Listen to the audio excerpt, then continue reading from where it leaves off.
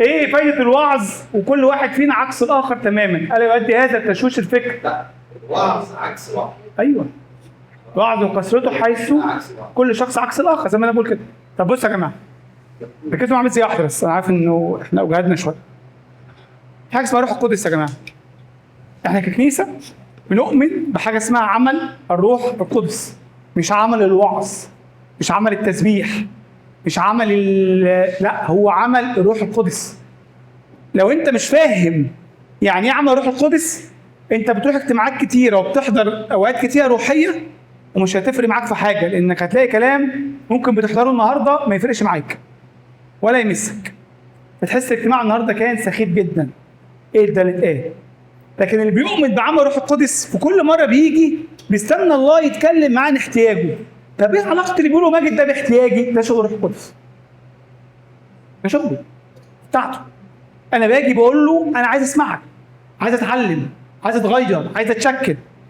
لو انت بتيجي بتروح اجتماع، بتروح كنيسه عشان تتفرج، وانت مستني وقت تسبيح واو ومتكلم واو بشكل اجتماع فظيع، هو انت بتدور على حاجه محدده انسانيه بحته، لانه الابهار ده شغل انساني. يوقف لك فريق هنا ويعمل لك مش عارف ايه، ده شغل انساني. فالشغل الانساني دوت مش هيمس كل الناس، هيبهر كل الناس لكن مش هيمس حد. اللي بيمس الناس فعليا روح القدس. انك تيجي بالاشواق دي، يا رب كلمني انا، ايا كان اللي هيقوله جوزيف، ايا كان اللي هيقوله ماجد، ايا كان اللي هيقوله ماريو، ايا كان اللي حد هيقوله، روح القدس يعرف يصنع منه رساله خاصه بمشكلتك. فالموضوع مش كتر وعظ، الموضوع انت رايح تعمل ايه.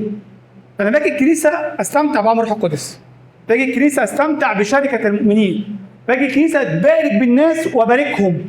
فانا فاهم كويس قوي يعني ايه كنيسه.